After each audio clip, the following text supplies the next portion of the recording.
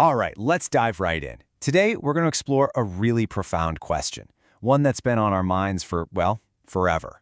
What is the meaning of death? And we're going to be looking at it through the eyes of the philosopher Krishnamurti to maybe understand how facing the end could be the secret to actually living.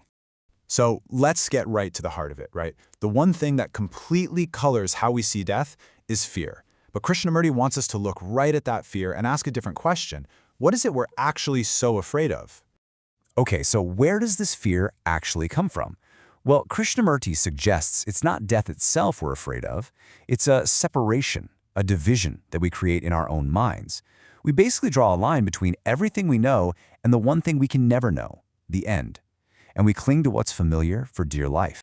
Look at this. It lays it out perfectly. On one side, you've got the known. I mean, that's your entire world, right? Your memories, your hopes, your good days, your bad days, the whole idea of me.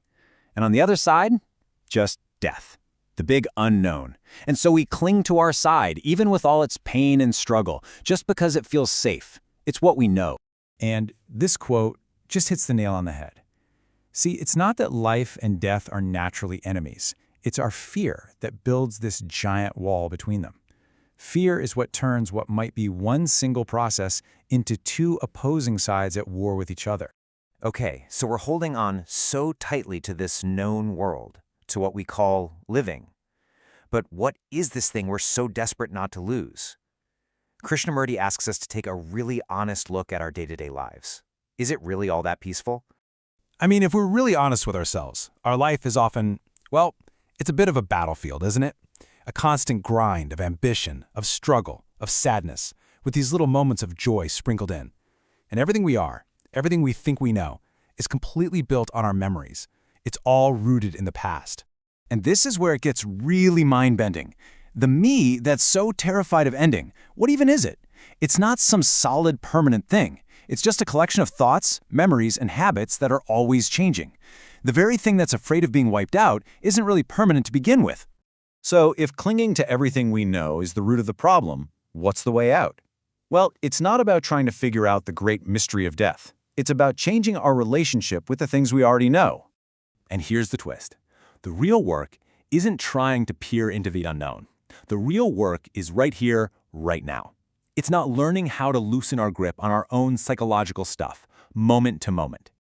Now, this isn't just some abstract philosophical idea. It's something you can actually do. Think of it like a mental practice. First, just start noticing how your mind grabs onto things. You know, a good feeling, an old hurt, a habit. Then, the next step is to just let it go, voluntarily, without fighting it. What happens is you free up your mind, leaving it fresh, young, and ready for what's next. And when you start practicing this letting go of the known, something really amazing starts to happen. That huge wall that fear built between life and death, it starts to crumble. And this practice leads us to ask this massive, revolutionary question. What if our most basic assumption about everything is just wrong? What if we've been trying to solve a problem that isn't even real? The ultimate realization here is that they're a single, unified movement. Living is a process of creation, and dying is a process of ending. And to be truly, vibrantly alive, you need both happening all the time. And this quote really brings it all home. Think about it. To really live, to be truly present in this moment, you have to let yesterday's ideas, yesterday's joys, and yesterday's sorrows die. That's a kind of dying, isn't it? If you don't, you're not really living. You're just a recording playing back the past. Okay, so let's bring this into our final section. What does a life like this actually feel like? What happens to a mind that's not desperately clinging to the known all the time? You know how our minds are, right? They are almost never quiet. They're constantly buzzing, constantly occupied with our job, our partner, our money, our worries, all this mental furniture. And we think that constant buzz is what it means to be alive. And here's the thing.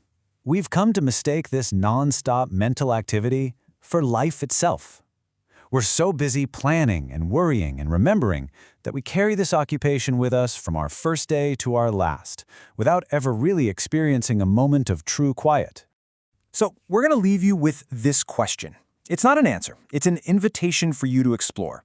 Just imagine for a second, if your mind could stop being so busy with all its stuff, what would be there? What might you discover in that quiet space? The exploration? Well, that's up to you.